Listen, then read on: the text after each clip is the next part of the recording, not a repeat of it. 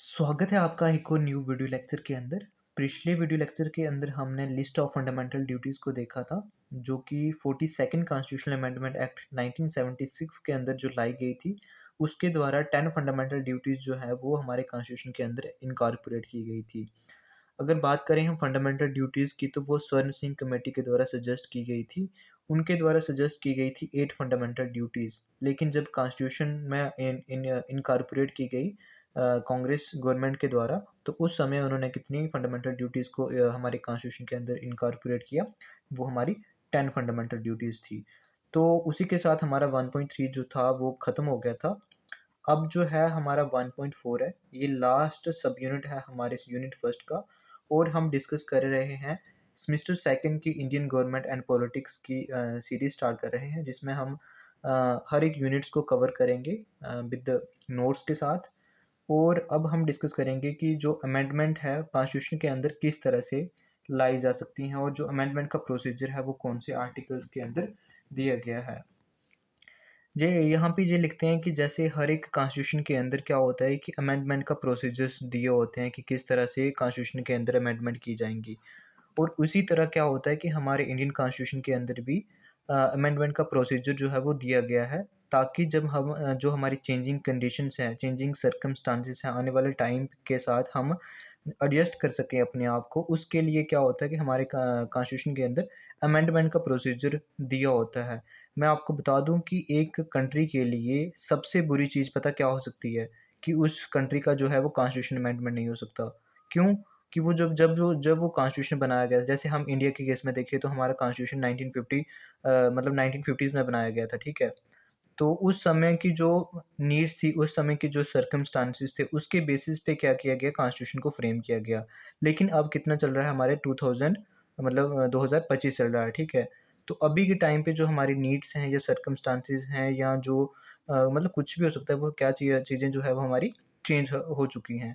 तो हमें क्या करना होता है कि टाइम टू टाइम हमारी जो नीड्स हैं, कंडीशंस हैं, वो चेंज होती रहती हैं। इसलिए जो कॉन्स्टिट्यूशन का अमेंडमेंट होना बड़ा ज़रूरी हो जाता है हमारे लिए। और जैसे यहाँ पे बोल रहे हैं कि जो इंडियन कॉन्स्टिट्यूशन है वो नाइदर फ्लेक्सिबल और nor he rigid but synthesis of both. हमारा कॉन्स्टिट्यूशन जो है वो ना ही बिल्कुल फ्लेक्सिबल है जिसको आसानी से अमेंड किया जा सके, और ना ही बिल्कुल रिजिड है मतलब जिसको कभी अमेंड किया ही ना जा सके, बट किया जा सके, लेकिन जो प्रोसीजर ऑफ अमेंडमेंट होगा वो मुश्किल होगा। लेकिन इंडिया के केस में ऐसा बिल्कुल नहीं है। इंडिया के केस में क्या है कि सिंथेसिस है, मतलब इन दोनों का मिक्सचर है, रिजिड का भी और फ्लेक्सिबल का भी। अगर हम कॉन्स्टिट्यूशन को अमेंडमेंट करने की बात करें, तो ये पार्लियामेंट को पावर दी गई है अंडर आर्टिकल 368, जो कि हमारे पार्ट 20 के अंदर जो हमारे जो कॉन्स्टिट्यूशन का पार्ट 20 है उसके अंदर डिफाइन की गई हैं। आपको पता होगा कि हमारे कॉन्स्टिट्यूशन के 25 पार्ट्स हैं, और जो और कितने आर्टिकल्स हैं आप देख रहे होंगे करंट में 498 कुछ आर्टिकल्स हैं। तो जो हमारा पार्ट 20 है उसके अंदर जो है वो कॉन्स्टिट्यूशन को अमेंडमेंट करने की जो पावर है वो पार्लियामेंट को दी गई है आर्टिकल 368 के अंदर।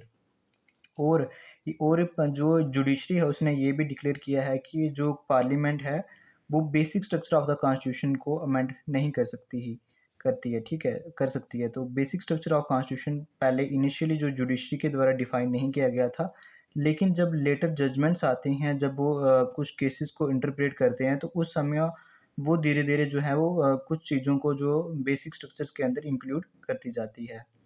अब हम देखेंगे प्रोसीजर फॉर अमेंडमेंट। अमेंडमेंट का क्या प्रोसीजर होता है, ठीक है?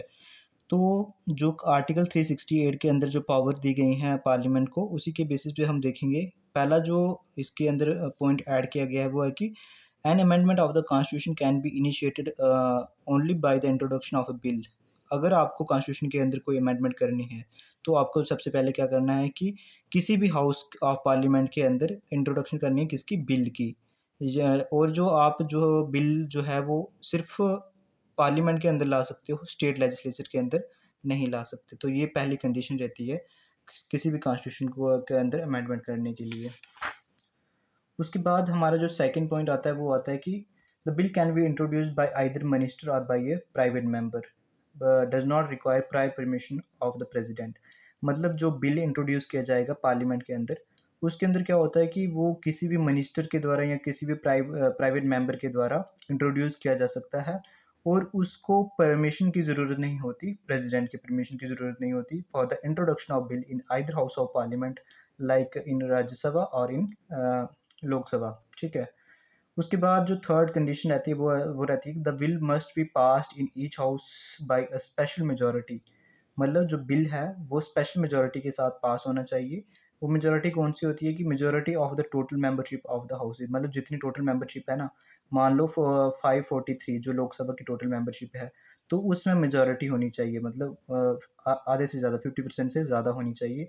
और क्या होना चाहिए, majority of 2/3 of the member are present and voting. Present and voting का मतलब होता है वहाँ पे प्रेजेंट होने चाहिए उस पार्लियामेंट के अंदर, और वो वोट करने चाहिए कितने, 2/3। अगर आप 2/3 निकालोगे तो वो मेंबर आते हैं कितने, आसपास 362 के आसपास आते हैं 2/3, अगर आप निकालना चाहो लोकसभा के। ठीक है। उसके बाद क्या होता है कि जो फोर्थ कंडीशन रहती है वो रहती है कि बिल को पास होना है हर एक हाउस के अंदर सेपरेटली। अगर बिल जो है वो लोकसभा के अंदर इनिशिएट किया गया है, लाया गया है, तो उसको लोकसभा के अंदर पास होने के बाद राज्यसभा के अंदर भी पास होने की ज़रूरत होती है। अगर इन केस ऑफ डिसएग्रीमेंट हो जाता है दोनों के बीच के अंदर, मतलब मान लो जो लोकसभा के द्वारा पास किया गया बिल राज्यसभा के द्वारा एक्सेप्ट नहीं किया जाता है, तो उस समय कोई भी जॉइंट सिटिंग का प्रोविज़न नहीं होता है। जॉइंट सिटिंग का मतलब होता है कि एक सहमति के लिए बिठाई जाती है, एक मीटिंग बुलाई जाती है, जॉइंट सिटिंग होती है जिसके अंदर लोकसभा के भी मेंबर होते हैं और राज्यसभा के मेंबर भी होते हैं। तो लेकिन in case of constitutional amendment bill के केस में कोई भी जॉइंट सिटिंग का प्रोविज़न नहीं दिया गया है। उसके बाद 5वीं जो कंडीशन आती है वो आती है कि अगर आप फेडरल प्रोविजंस को अमेंडमेंट कर रहे हो। फेडरल प्रोविजंस वो प्रोविजंस होते हैं जब वो प्रोविजंस होते हैं जो स्टेट और सेंटर की पावर के साथ रिलेट करते हैं। मतलब ऐसे प्रोविजन जिसके जिसके अंदर डिफाइन किया गया है कि जो स्टेट की क्या पावर होगी और सेंटर की क्या पावर होगी। उस केस में क्या होता है कि हमें स्टेट लेजिस्लेचर की भी हमें रेटिफिकेशन चाहिए होती है। कितनी चाहिए होती है? मान लो हमारे पास 28 सीट्स हैं, स्टेट्स हैं, तो उनकी हमें हाफ ऑफ द स्टेट्स की हमें क्या चाहिए, रेटिफिकेशन चाहिए, उनकी हमें सहमति चाहिए। तो उस बेसिस पे हम कॉन्स्टिट्यूशनल अमेंडमेंट कर सकते हैं जब आप कोई फेडरल प्रोविजन जो है कॉन्स्टिट्यूशन का अमेंडमेंट कॉन्स्टिट्यूशन में अमेंडमेंट ला रहे हो। उसके बाद जो सिक्स्थ कंडीशन है वो आती है कि आपको दोनों पार्लियामेंट के हाउस के अंदर क्या करना है, पास करना है, और स्टेट लेजिस्लेचर का भी आपको रेटिफिकेशन चाहिए। बट उसके बाद क्या होता है कि नेसेसरी है, मतलब उसके बाद ये नेसेसरी है कि बिल को आप प्रेसिडेंट के सामने प्रेजेंट करोगे और प्रेसिडेंट उस बिल के ऊपर असेंट देगा। असेंट मतलब साइन करेगा। अगर वो साइन कर देता है मतलब कॉन्स्टिट्यूशनल अमेंडमेंट बिल के उस केस में उसको साइन करने ही होते हैं। तो वो अब असेंट दे देगा बिल के ऊपर, तो बिल वो क्या बन जाएगा, एक्ट बन जाएगा। वो बिल को रिटर्न नहीं कर सकता और उसको विदहोल्ड भी नहीं कर सकता, कौन, प्रेसिडेंट। तो अब क्या बन गया, वो बिल एक्ट बन गया। अगर एक्ट जो है वो इम्प्लीमेंट में आ जाता है तो उसको हम लॉ बोलेंगे। ठीक है। उसके बाद टाइप्स ऑफ अमेंडमेंट्स की बात करें तो स्पेशल मेजोरिटी, पहला पॉइंट है कि special majority of parliament and through the ratification of half of the state by simple majority.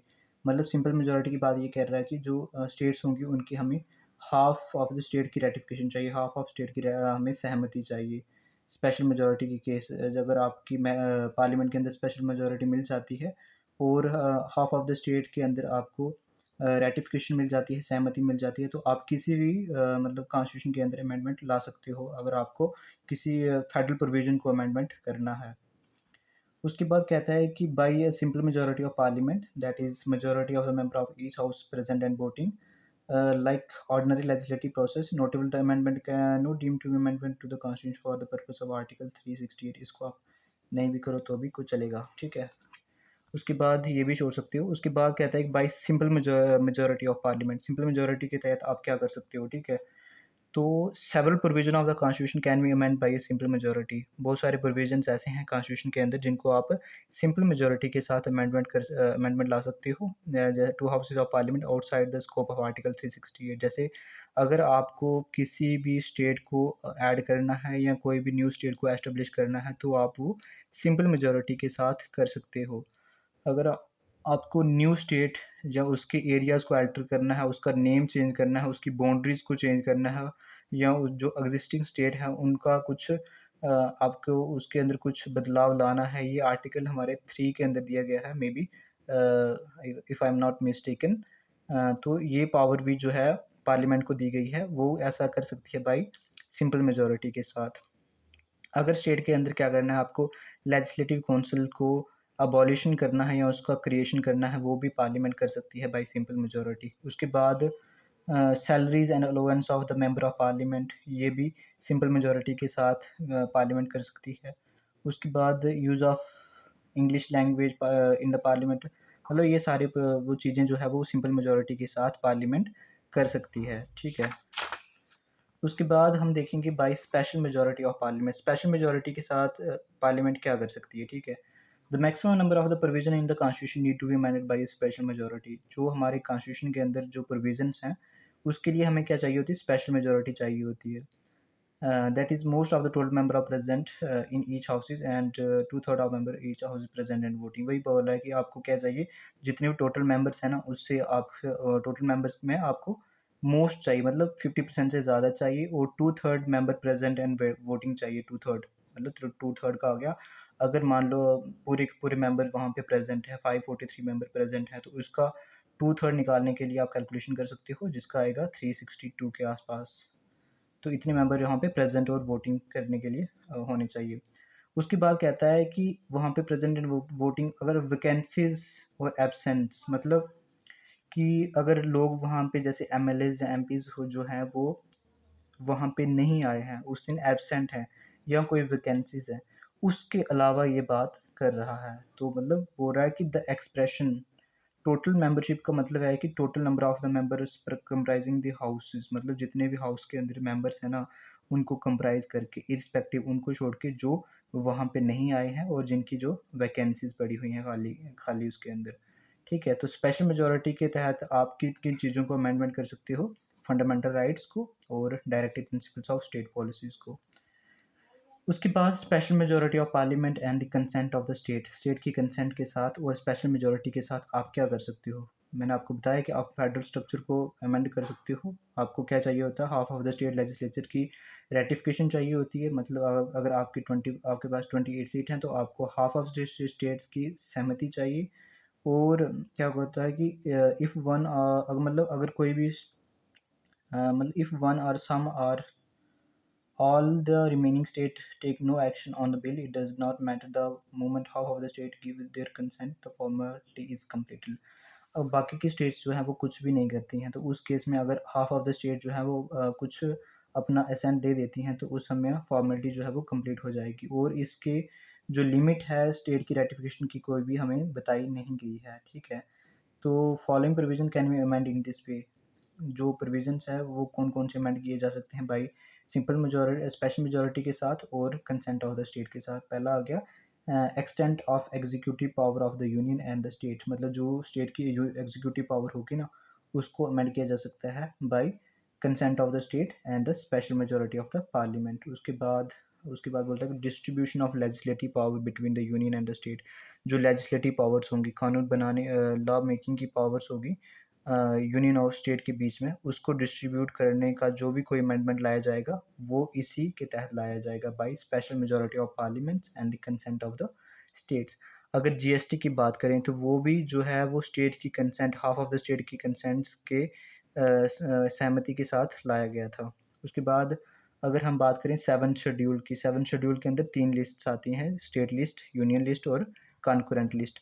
अगर उसके बेसिस पे या उसके रिलेटेड कोई भी अमेंडमेंट लाई जाएगी कॉन्स्टिट्यूशन के अंदर तो उस समय भी हमें हाफ ऑफ द स्टेट की रेटिफिकेशन चाहिए और हमें स्पेशल मेजॉरिटी चाहिए पार्लियामेंट की। तो इसी के साथ हमारा ये भी सब यूनिट जो है वो ख़त्म होता है 1.4। Thank you.